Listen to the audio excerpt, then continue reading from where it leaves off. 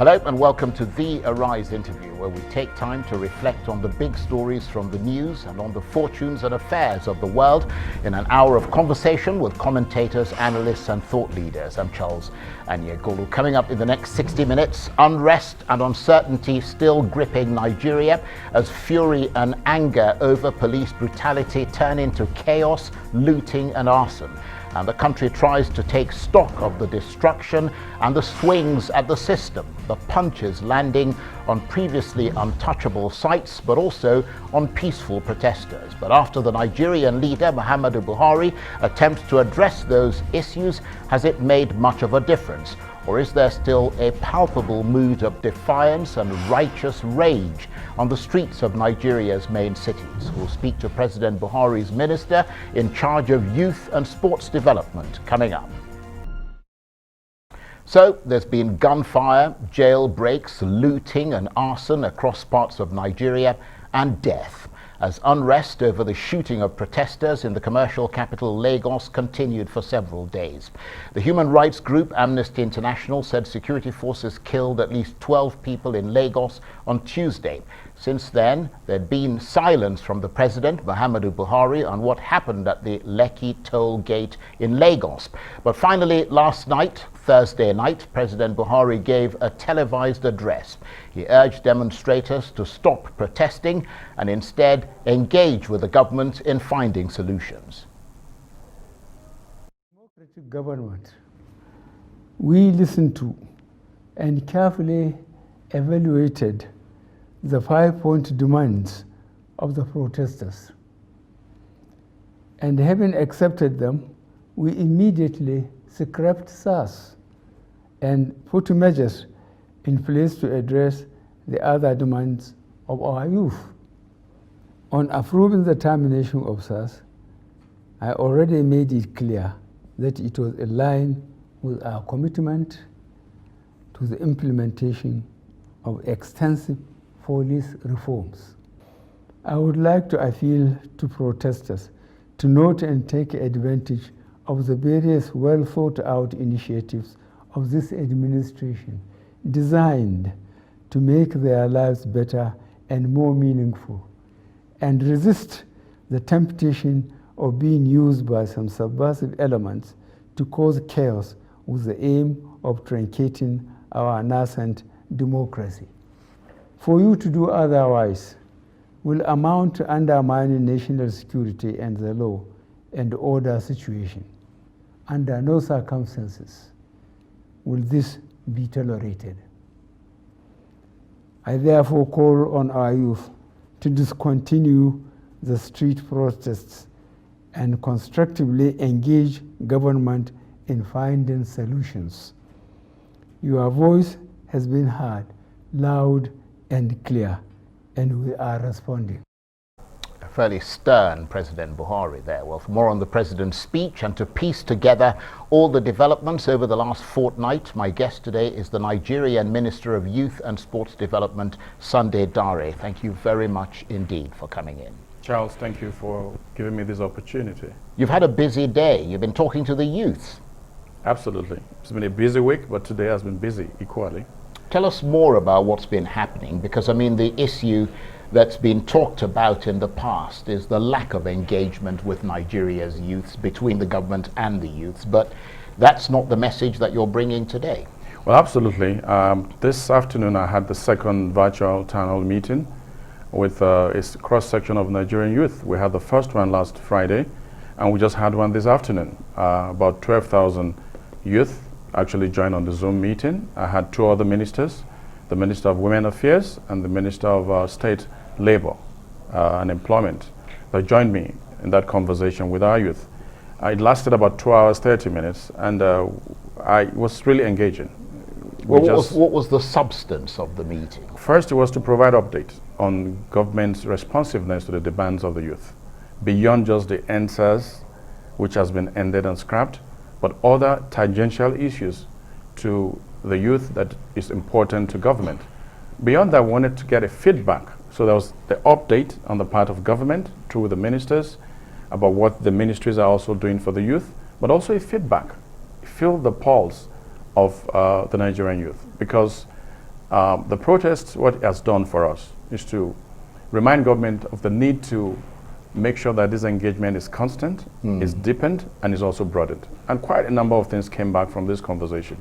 We took notes. We're going to put those together. We're going to process them to the relevant government authorities to make sure that they're implemented. And you said there were how many youths that you talked to? About 11,500 Right. were joined in. Right. And then we had about 25 of them speak within the space of 2 hours, 30 and minutes. these people who spoke and these people who were part of that virtual meeting were people who were, some of them were protesting on the streets, were they? Absolutely, because they came out and they identified that they've been part of the protests, some of them, and they spoke to the issues, in a very articulate manner. They wanted, for instance, more communication from government. They wanted more information about government policies and programs. They wanted level of training for our youth to be deepened.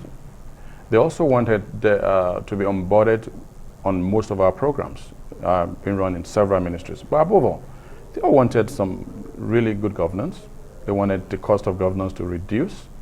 They wanted to be able to relate with people in elective offices, particularly the lawmakers. So the very central issues were brought to the fore again. And as the Ministry of Youth and Sports, we were able to put on the table some of the things we've been doing before, which of course were not as amplified as they should be, but we brought them to the fore. For instance, I did speak to the Nigerian Youth Investment Fund, NYIF, the 75 billion fund, which was approved in July last year. And just last week, we started the application process. Within a week, we have about 950,000 youth that have applied. And of course, that will cut across both the youth that are diploma holders, degree holders, and also those at the lower rung, because we also care about a youth who is a vulcanizer, who is a taxi driver. They will also be involved. But also, we talked about some other things we're doing. We have a coding for employment training to take place in 6 geopolitical zones. That's also going to start soon. But also, we have the economic sustainability plan. That is the COVID-19 plan, the stimulus plan. For the first time, we have an approval of 4.2 billion naira to do youth-focused program. And I told them what the new program is. It's training into enterprise. In the past, it was just simply train our youths and then turn them out into the job market. This time, you get trained, and we create a pathway for you to become an entrepreneur, because you get funding, you get starter packs. All of that is ready, will be unloaded from the first week of November. These were things in the pipeline even before the protests came. You must not forget, COVID-19 slowed down and almost crippled the economy. Revenue went down by 65%. Oil price went down to as low as $5. Governments all over the world, including Nigeria, just recovering. But we have a government that's come up with a 2.3 trillion stimulus program. We have about 100,000 youth across the country that will benefit 30,000 naira from the survival fund. There's a 75 billion survival fund. So what we've seen really is that our youth, using the NSAS as a trigger, have given the whole of government a wake-up call to say, we need to be hard. Like the president said in the speech, the youth of this country have made a statement and they have been hard.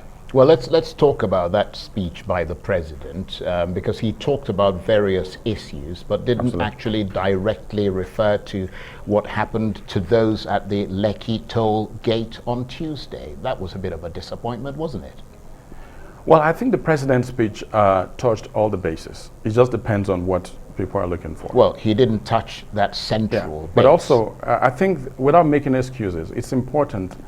It's going to be difficult to want to pass a judgment on something you don't have the full details. I looked at the speech, I listened to the speech, and I saw a portion in which he said he's pained and regrets the loss of innocent lives of our youth, which ought not to have occurred. Recall, beyond Lekki, I come from Oyo State. I come from a little town called Ogbomoso. The first youth to be felled by the police stray bullet was from my hometown.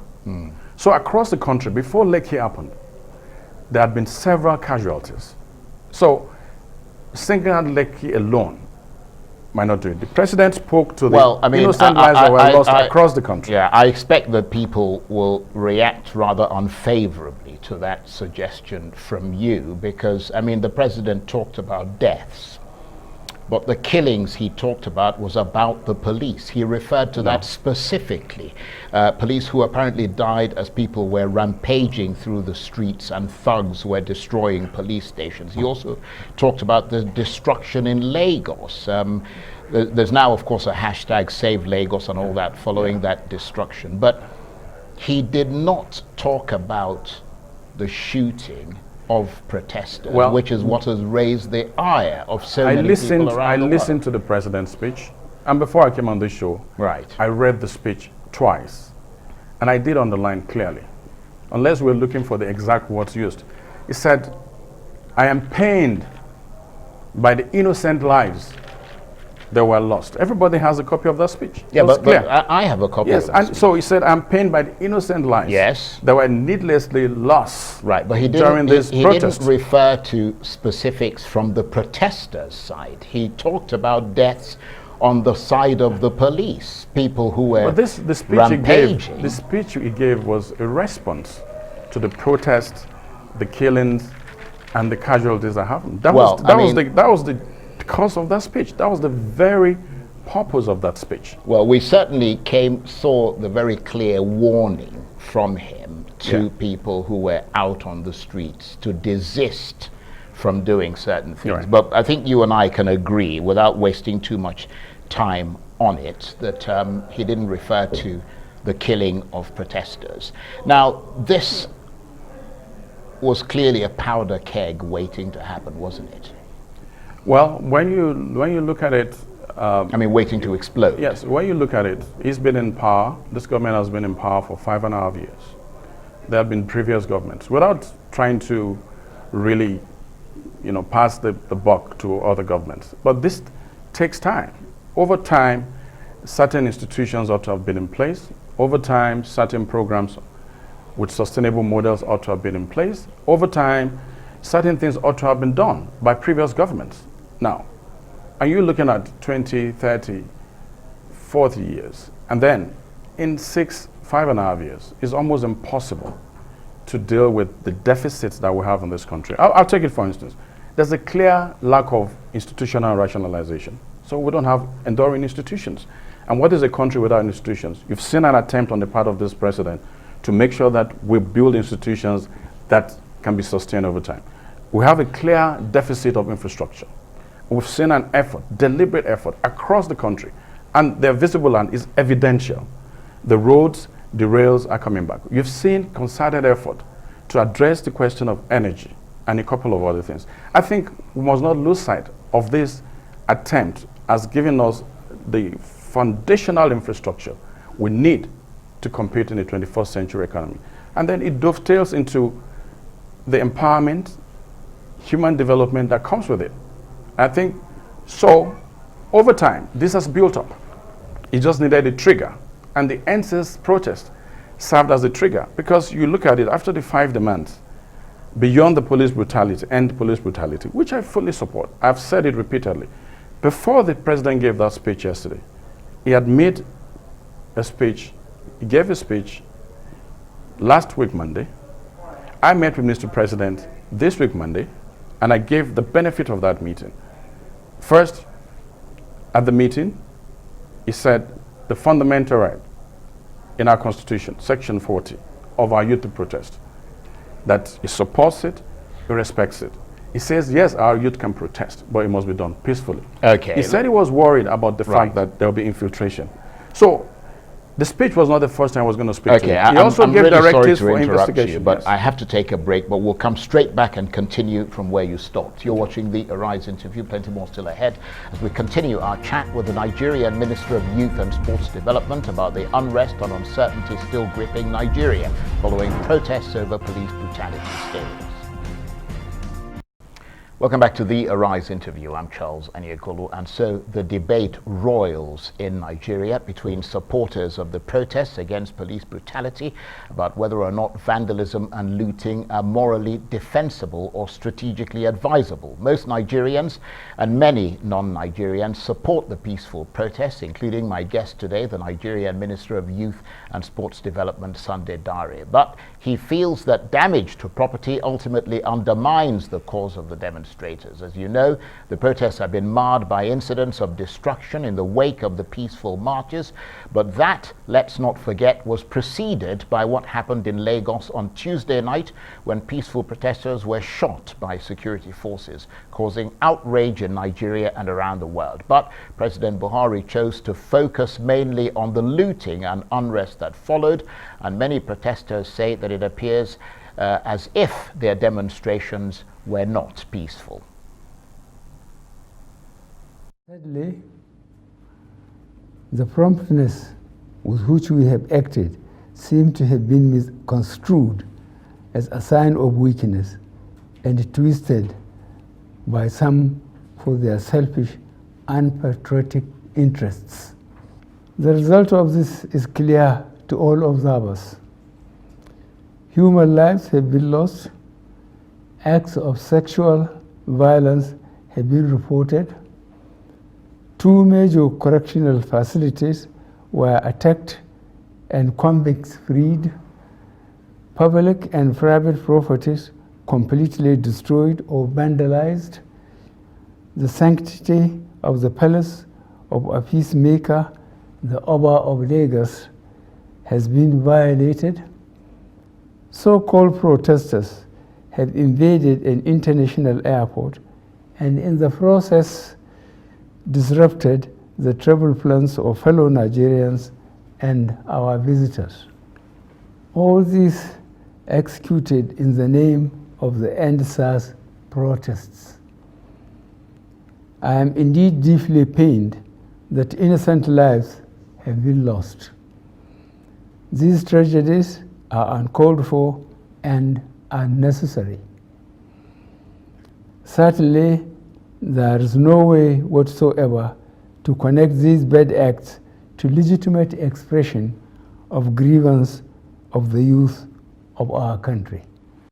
President Buhari, and what I was rather hoping for here was a cross-roll from Mr. Buhari to the reaction to his speech from many youths in Nigeria who've been speaking about it, but sadly that clip didn't make it. But someone who did make it is the Nigerian Minister of Youth and Sports Development, Sunday Dare, who is still with me in the studio. Thank you for being here. Thank you. Did you go to Lagos yourself to see the aftermath of the violence unleashed on peaceful protesters, the youth that your ministry overseas? Because I mean, you would need to have experienced what they've experienced through their eyes to come through for them now.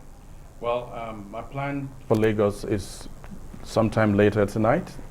I've been to Ibadan, I've been to Ogbomoso, I've been in Abuja. But you didn't go to the epicenter of the I've not been there, killing. but I hope to go travel later tonight. But also I've been around Abuja. I've been behind the scene working to make sure the demands of our youth are met, working different levels of government. I've met a couple of groups of youth within Abuja. Recall there are also protests in Abuja, because it was important to accelerate the responsiveness of government to the demands, because it was about the 5 demands. And I needed to be around in Abuja to make sure that various levels of government were responding appropriately. And I've engaged over time. I've had several media interviews. I've had an intervention from a piece I wrote, Conversation with the Nigerian Youth, in which I dealt with the granular details of what the demands and the aspirations of the Nigerian youth. Also, it was laced with, the need to move this from protest to action. Right. Let's get the dialogue going. Let's get the leaders of this going. But let me state, as a matter of fact, to say that what happened in Lagos on Tuesday is really saddening. We never expected, we never thought it would come to that particular juncture in which you're going to have the military out there engaging directly, because we know what it means when you have a military stepping into a protest. It changes the dynamics completely. But can you incontrovertibly confirm that the military were there and they were the ones who did the shooting? I cannot, because I don't have all the facts. What I've seen so far is what all of us have seen on social media. Right. And then we've had challenges with some of these things we've seen, not been factual. But I think that to a very large extent, the principle remains that having the military confront peaceful protesters is not acceptable. Absolutely. And I understand that when you went to your hometown of Obomosho. Yes. I was actually the first high-ranking senior government official to be attacked. Right. I was just going to say, I understand you were attacked. Can you tell us the circumstances? Absolutely. I kind of monitored very closely the protest. And in fact, up until Friday, Saturday, it was largely peaceful. And you recall even for 10 days, 11 days, 12 days, these protests were largely peaceful. And for me, that was important. It showed that the youth of this country could organize, could mobilize, and could really put forward their demands. The voices were heard very clearly. For me, that was important. So I kept a tab. But when reports came in that youth had been shot at in Obomosho, and I had the report of the first Jima Isiaka, who was hit by a stray bullet, I basically left everything I was doing in Akure, and I drove a 7-hour drive to Obomosho. And as soon as I got there, I went straight to the house of the parents. I met the mother, I met the father, I met the junior brother, and I met the wife.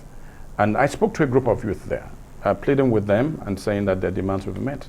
But also I had reports of 2 of our youth in Obomosho who were they had bullet wounds. And I went to the hospital. I needed to approve that they should get surgery. Some of them needed oxygen. I met with the CMD, and I also paid the bills. But also a number of them that were shot on the legs, we got treatment for them. After that, I had to go to the palace of the Shawan of Obomosho because I'd called for an immediate security meeting with community leaders, the chiefs, the DSS, so that I could get a full briefing, since I will be coming back to Abuja, but also try to see what I could do on ground before I left. And what did they say to you? Well, they did say that for them, they're worried about the infiltration. They were worried about miscreants hijacking the peaceful protest. And they said that could lead to provocation on the part of the police. They were clearly worried about that. But then they also said it was necessary to quickly get succor and support for those that were wounded. Yeah, but what I need to understand, Minister, and because you're in a key position as a central liaison between the government and the youths, is why is it that Nigeria's armed forces, the security, the police, the riot police and so on, use live rounds when they go to these protests? I mean, everywhere else in the world, they use tear gas, they use water cannons, they use plastic bullets, they use tasers. Why do Nigerian police use live rounds on young people, some of them teenagers, protesting on the streets? I don't understand. Well, you know, when it comes to military matters, I'm a layman. But that's something you ought to be advancing. I mean, it doesn't make any sense. You will see several, I am advising, you also see several of my statements that I've issued. I did visit the IG on the 5th of October. Yes, I saw a letter in the very you wrote, early stages. Yes, asking for the people to be released and so on. But beyond that, I had an engagement with him, and it had to do with the issue of profiling our youth. I said the issue of profiling had to stop. Yeah, but it didn't occur to you to ask him why he uses live bullets on peaceful protesters. But that was on October 5th. Right. This has not gone the way it went eventually. But I also said, do not use live bullets on our youth, because I gave him the benefit of my experience. But still, they use live bullets. Well, I don't have the facts. Right. You know, but I think, like you said, there are options. The hot water that is taken, the rubber bullet, there are options for, you know, keeping protesters in check. I did also call for the police to go by the ethics of their profession. I call for precision in policing, such that our youth are not profiled. I said the youth of this country are not criminals. Right. Let me ask you to stay with us, Minister. Thank you very much indeed for joining us. You're watching the Arise interview. Plenty more still ahead as we continue our chat with the Nigerian Minister of Youth and Sports Development about the unrest and uncertainty gripping Nigeria following protests over police brutality. Stay with us.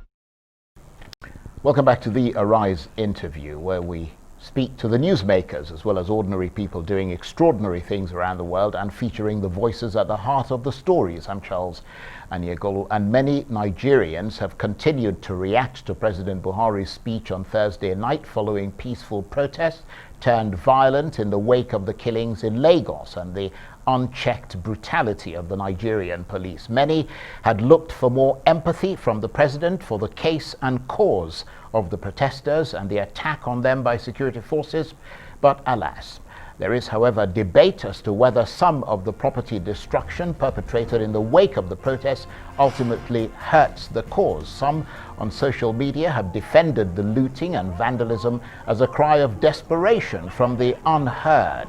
A quote from Martin Luther King calling riots the language of the unheard has been cited by some to make that case. But as Dr. King goes on to note in the same speech, that expression of frustration can ultimately harm progress towards the goals of the protest movement.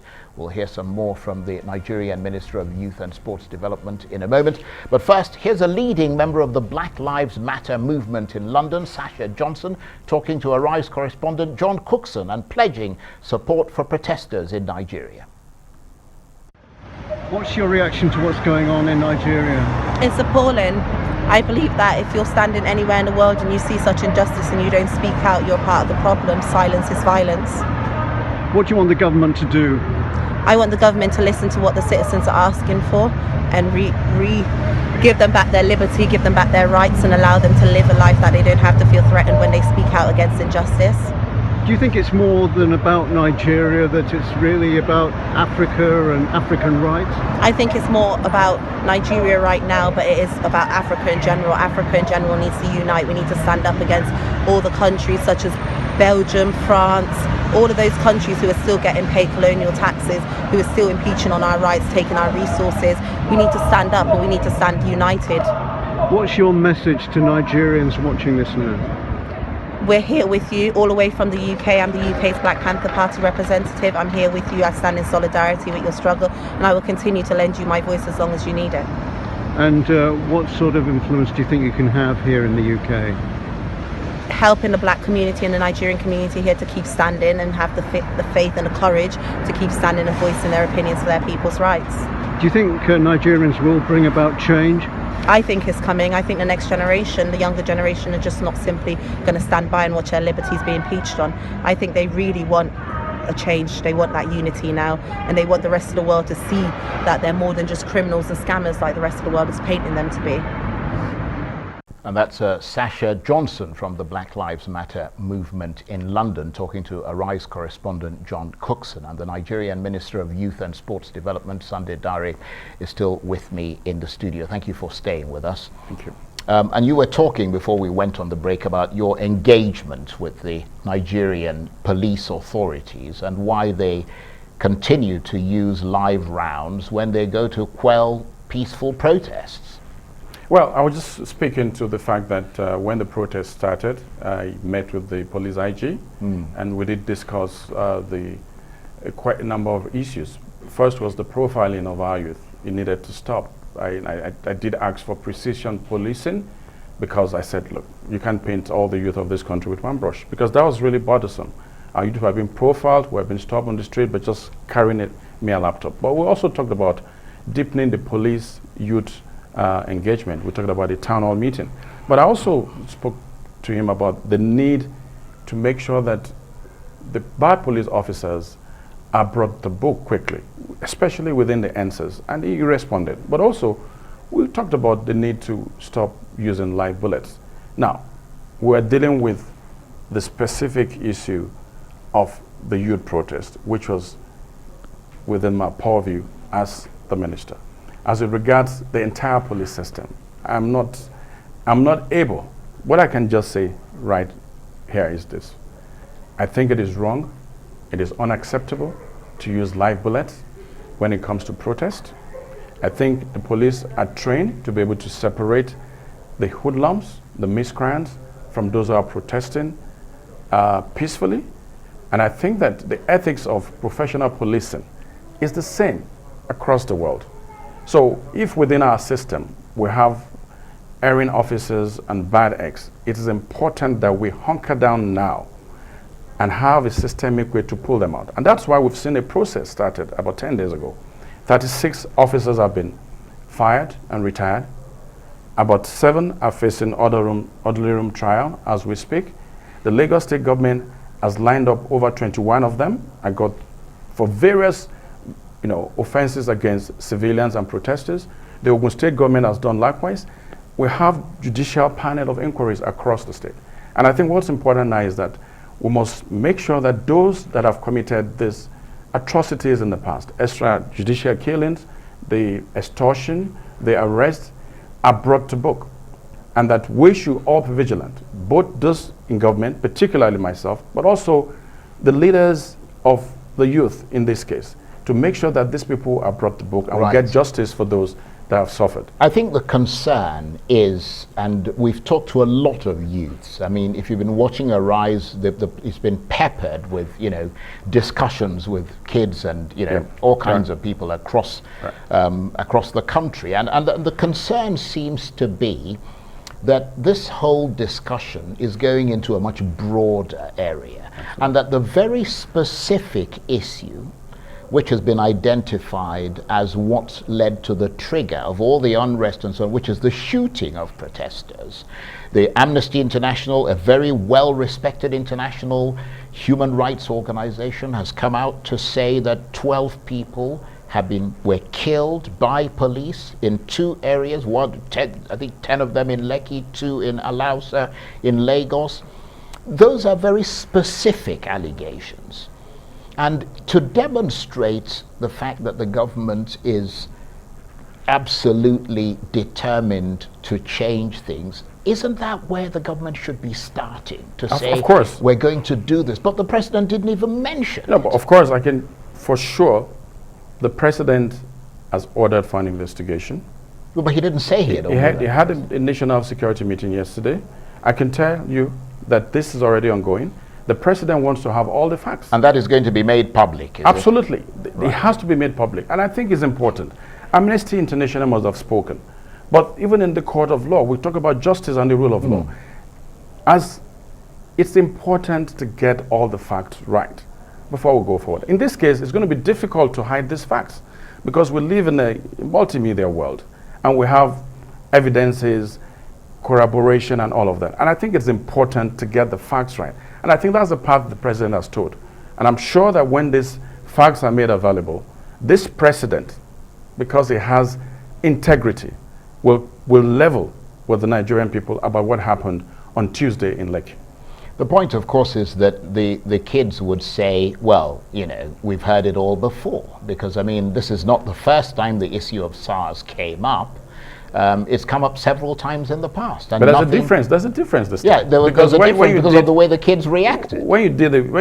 Before we had this go in a different direction than we expected.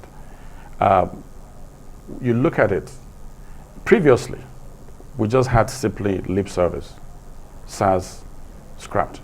For the first time, you have a presidential pronouncement that SARS has been dissolved, followed by the IG. And then we saw quick steps thereafter. And I think when you look at what has happened in the past and the level of responsiveness and concrete steps, the 5 demands of the youth were wholeheartedly accepted by Mr. President. And then he set up a process. Like I say, this is going to take a process. It's going to take time. We've been able to break it down into the now things that need to be done from the 5 demands, the short term that needs to be done, and the long term. Reforms goes through. The now is ending SARS. And then we have to now look at welfare for for the police. We have to look at No, training. I understand We have to all look that, at medical Minister. tests. I understand so that. it's a process. But the concern is that there is no, I mean, when you're saying to people in a country that we're serious about doing something, you don't kind of retire to your high horse and your sort of walled compounds in the presidential villa and hold your meetings and then, you know, deliver pronouncements from a very, you know, No, I think that's an unfair characterization. Let me just make the point. Let me make the point. Of what has happened. The point I'm trying to make because is this. in governance, even in the UK, even in America, the president has an office. No, I understand but that. There's various levels, the point delegation of power and authority. I understand and this that. president has delegated and activated all those levels of authority. The point I'm trying to ministers. make is this, Minister, is that we are not seeing, and we've got cameras all over the place. I mean, part of this investigation, for anybody who's got any sort of legal sense, has to be forensic. Because the army are saying they didn't do the shooting, but there are bullets that are lying, the cases of bullets and all that sort of thing lying. We haven't seen forensic teams going out there to gather those bullets and do examinations. There are no investigations going on if they're not public. No, what I'm saying is that every single, well, if they were there, people would see them. The point is that there is no evidence to suggest that you are doing this because it needs to be done on a forensic level. Well, you also know that when it comes to security matters, there's a level of confidentiality that is necessary. No. That's but one. I'm not holding. This is no longer confidential. Yeah, but you cannot. It's too easy to assume nothing is being done. Can I say this, Minister? This was occurred on without Tuesday. getting into an argument. Right. I mean, you're a very well. I just think it's important to give the process the benefit of the doubt. But you're a very well because exposed. we're dealing with the lives of people. Yeah, but you also have to put a lid on the restive youth who are every day expressing dissatisfaction with the way things are being handled. This happened on Tuesday. Today is Friday. Yeah, but that's all the more reason. You're a very well-educated, very well-exposed person. If there is a murder case, the police cordon off the area, and you see the forensic people in their hazmat suits going out there to do the investigation. It appears on. You're not going to go there and tell them, well, what do you? Yeah, but you can see them. But we haven't seen that. That area has not been cordoned off. There are people who were shot and killed. Well, it's a crime scene. I believe this government it's not a matter is of committed belief. to I'm finding out that the nothing truth is going on about Lekki, but also about all that transpired across the country, where we've had deaths and casualties. I believe this government is committed. And so also, as the Minister of Youth, and you spoke to my experience and all of that. I've been a journalist for over 28 years. Absolutely. An investigative journalist at that.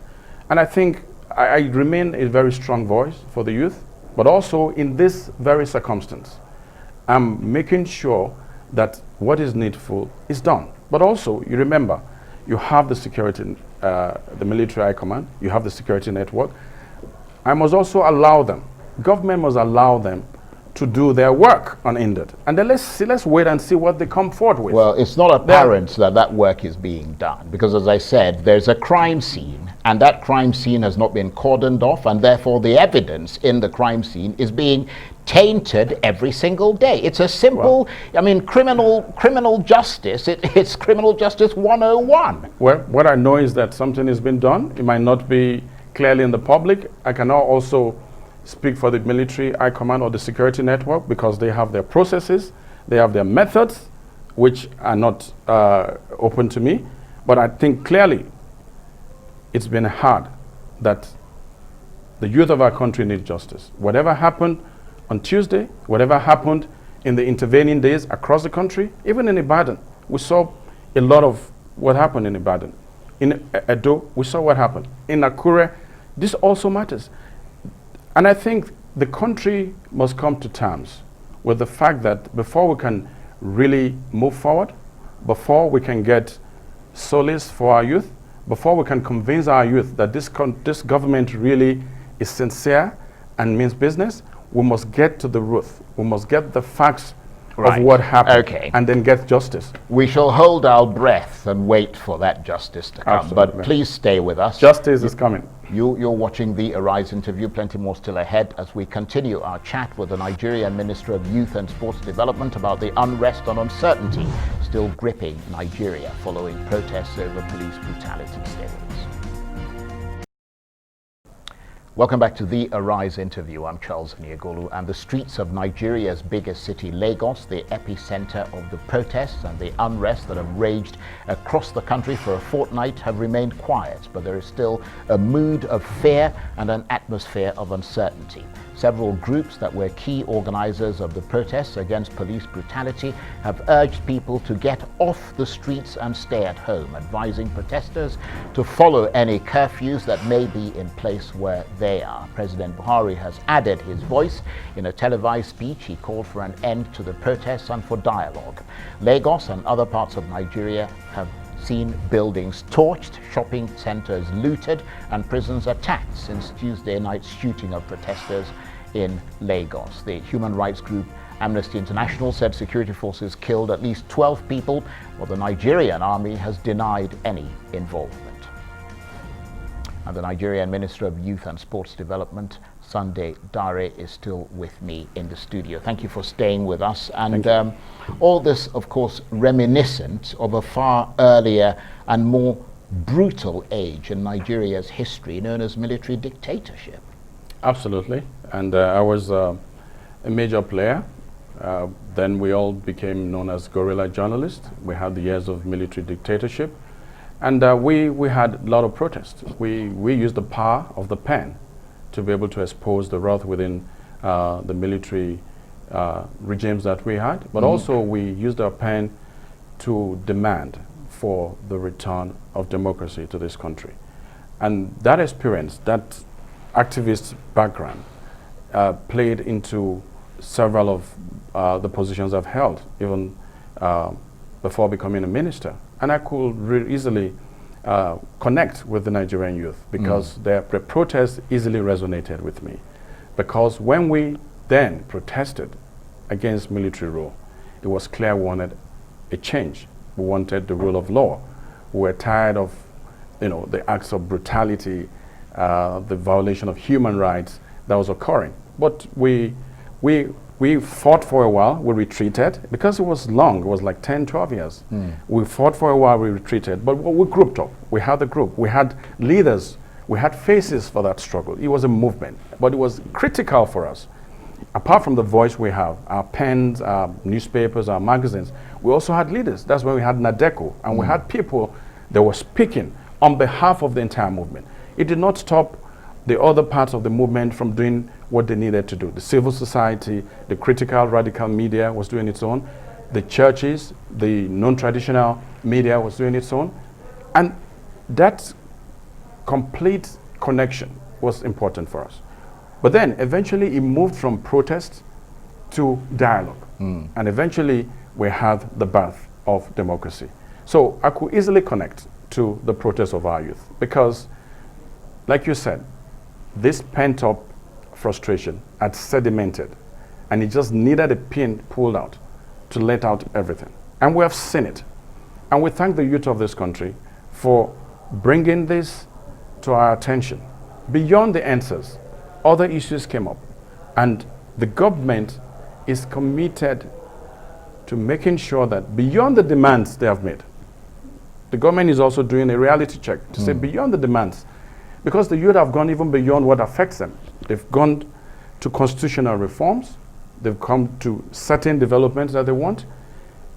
What affects millions of Nigerians, they've been able to put a hand on that. And I think it's important that we allow the process of engagement to take place.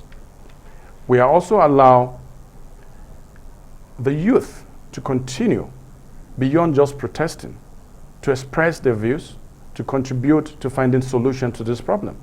Because for me, I think it's important that beyond the protest, the youth will be on various platforms and forums. They should be allowed, unfettered, to voice what is on their mind, to also provide suggestions. But I think the youth must also be vigilant to make sure that they hold government to account. And I think, like I said earlier, the youth of this country are brilliant, and I'm not patronizing them. Just last week, we saw Paystack, a fintech company owned by Nigerian youth. bought for $200 million. We've seen the success of Flutterware. It was under this government that the CBN created a special fintech license for the purpose of our youth alone. So it speaks to the very innovative mind and skills of our youth. And I think this country has a great resource ready to be tapped. We need to provide the enabling environment. We need to provide protection of civil liberties for our youth. We need to provide the finance and credit that they need to be able to make the impact we need for this country. But having done all those things, I mean, on the one hand, it's a bit like colonialism, isn't it? They've got the Bible on the one hand and then the guns with the other hand. I mean, you're doing these things that you say you're doing, but then on the other hand, armed forces are going out there and shooting at the protesters. Whatever has happened is an exception. Right, but we've never had this kind of it can't have been before. an exception. That's why there were protests against SARS. But if the intention of this shooting was to put a lid on these protests, isn't it more likely that it's going to increase the protests going forward? Because now they've got something else to protest Charles, about. you talk about the lead. This protest held unstopped for 14 plus days. No, I understand. If any country had wanted to put a lead on this protest, from the president to the vice president to myself and top, the support for this protest was consistent. No, but what I'm saying, it must be done in an atmosphere of peace. Yeah, but so when a country allows a protest to go on for 14 days, to say, trying to put a lid on it, not exactly. But what I'm saying is that the shooting clearly put a lid on it, because, I mean, it then led to other things which gave the government the, if you like, the excuse to go out on the streets, impose curfews and all that sort of thing. I mean, so the point really is that in a strange way, it's given them reason for further protests going forward. Because what's going to happen now is that this, beyond the SARS, which you say you've dealt with, I mean, there's been another incident. And now they're going to be watching to see how you deal with that incident. And that could be the trigger for more protests. Government will deal with the incident based on facts. Like I said, I can't really sit here and pass judgment. But I think it's important that we get all the facts from all sides. It's really critical, because that's the only pathway to justice, to getting justice for those that have been affected by what happened. And I think that it's important to also state that for the youth of this country, going forward, constant engagement with the government is very important. And government on its part should open up the avenues for this engagement. It's also important to have leaders. Movements have leaders. You must have faces and voices. The greatest conflicts, I think I would have to agree with you on that. The greatest conflicts point in the world have ended, even the Nigerian Civil War, the Aburi conference in Ghana. That's when the guns started to be silenced, and then this country was restored back as a republic. And I think that's important. Even when we fought the military, we eventually had to engage at various levels, and then eventually it all ends on the negotiating table. So what do you think is going to happen next? Is this going to fizzle out or morph into something much bigger? Well, I think what I expect should happen next is that government lives through to its promises and commitments based on the 5 demands of our youth, that government deepens its engagement with the youth, that government tackles head-on the youth unemployment across the country, but that also what the path we had started, that is fighting corruption at all levels of government, the need to create institutions, to build infrastructures that we need, I think that should continue. And I think government should ratchet up its investment in human development and pay particular attention to this target group of almost 70 million Nigerians. Invest in them, and I think that process has started. The Nigerian Youth Investment Fund is one of such, but also come up with similar programs that engages them, invest in their abilities and skills, and I think we can create a society in which the youth of our country, they're respected, they're honored, and they're given broad opportunities to be able to succeed and realize their dream. Okay. Sunday Dare, the Nigerian Minister of Youth and Sports Development, I want to thank you very much indeed. Thank you, Charles, for having me. Thank you. That's it for this edition of the Arise interview. Join us again tomorrow. From me and the entire team here in Abuja, bye-bye and thank you for watching.